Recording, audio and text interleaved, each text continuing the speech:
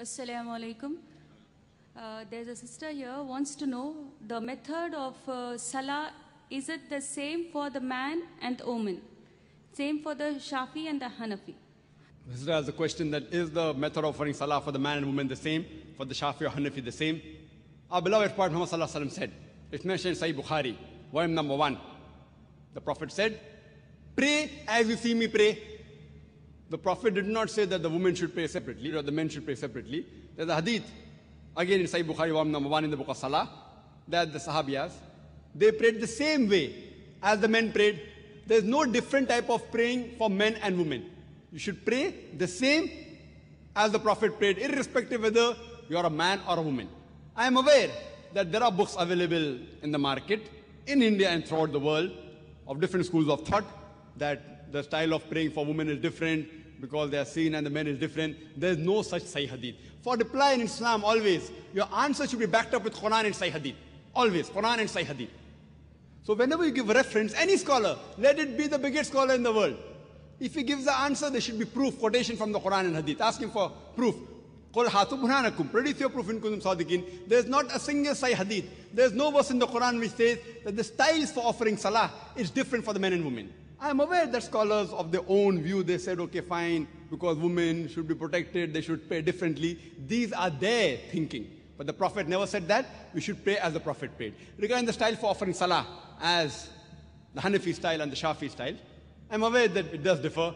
The Hanafis, they keep their hand below the navel. The Shafis keep their hand on the chest. They do takbir. They say Ameen loudly.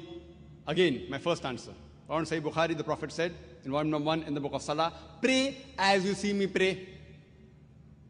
And all the 4 Aimmas, Imam Shafi, Imam Ahmad ibn Hanbal, Imam Abu Hanifa, Imam Malik, all the great 4 Aimmas said that if you find any of my fatwa which goes against Allah and His Rasul, throw my fatwa on the wall. I am aware Abu Hanifa, may Allah be pleased with him. He was a great scholar, I respect him, I love him. People say that he said that when you offer Salah, keep your hand below the navel.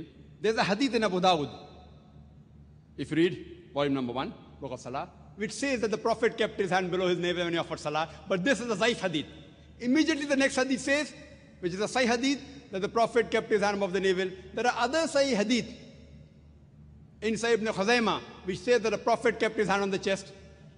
So when there are Sahih hadith saying the Prophet kept on the chest, the hadith below the navel is Zaif. So the right way to offer Salah, keep it on the chest. That doesn't mean everything Imam Shafi is right or Imam Abu Hanifa, may Allah be pleased with them both, that they're wrong. See, they were great scholars. We respect them, they're great Aimmas. But we fail to realize that at that time, the Hadith 1 compiled, during the life of the Prophet, the Qur'an was compiled. There was no question at all, under his own supervision. But the Hadith 1 compiled, they started being compiled later on, 50 years, 100 years, 150 years later on. So these scholars came earlier. And because they didn't have all the Sahih Hadith with them, the fatwas that they gave were based on the knowledge that they had. I don't think that Abu Hanifa, may Allah be pleased with him, made a mistake. What he did, because that Sahih Hadith didn't reach him. So maybe according to me, the Zaif Hadith reached him and he may have said, keep your hand below the navel. The Sahih Hadith may have reached Imam Shafi. He said that keep your hand on the chest. Again, Sahih Bukhari says, volume number 1 in the book of Salah, that you have to Rafatain. So Rafatain, the Prophet said, not because Imam Shafi is saying I'm following it, because my Prophet said it.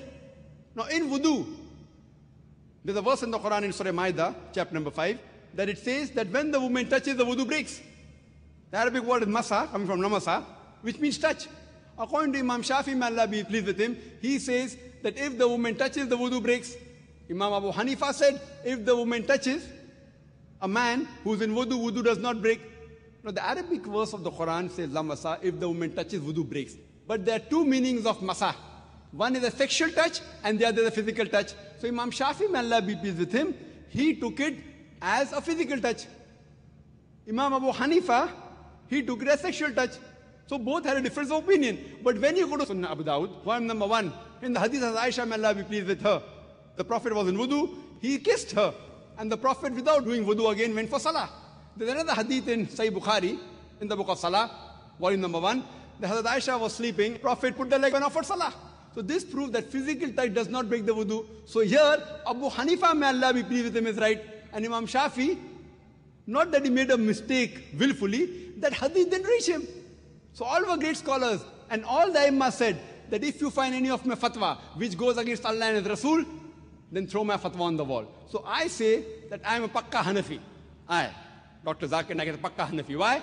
Abu Hanifa maybe gave the fatwa, keep that below the navel while offering Salah, but the Sahih Hadith says keep on the chest. So I, while offering Salah, I keep off my chest. I am a Pakka Hanafi. Imam Shafi said, if you find any of my fatwa which goes against Allah and Rasul, throw my fatwa on the wall. So Imam Shafi said that if the woman touches a man in wudu, wudu breaks. But Sahih Hadith says wudu does not break. So my wudu does not break if a woman unintentionally touches me. So because I have thrown the fatwa of Imam Shafi on the wall, he said that I am a Pakka Shafi.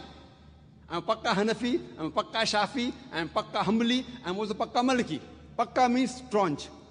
I follow 100%. Other people follow 80%, 90%. Or 60% of Abu Hanifa. I follow total. All the great four Aimma said, if you find any of my fatwa which goes against Allah and Rasul, throw my fatwa on the wall. All these scholars were great scholars, we have to respect them. But you have to realize that the hadith weren't compiled. Today, everything on the fingertips, on the CD-ROM, in the books available. So now the scholars are there, and out of lack of information, for example, there's my brother, who's a doctor, and Copernicus. Copernicus was a great scientist. But my brother has more knowledge than Copernicus on science, even more than Einstein. But Einstein was more brilliant. Because today science is advanced. That doesn't mean my brother is more genius than Albert Einstein. Albert Einstein is a much bigger genius than my brother. But now brother, because hundreds of years have passed, he has more information about science. So information he has more. But a bigger genius is Albert Einstein. Isaac Newton is Copernicus. But today, because science is advanced, we have the information with us. So those scholars were great genius. We love them, we respect them. But today the information has been compiled, so we have to realize, as Allah says in the Qur'an, in Surah Al-Imran, chapter number 3, verse number 103, وَاتَصِمُوا بِحَبْلِ اللَّهِ جَمِيعًا وَلَا تَفَرَّقُوا. Hold the rope of Allah strongly and be not divided. We should not divide ourselves into all sects. So the only way of offering Salah is not Hanafi style or Shafi style or Maliki style. It is the style of the Prophet.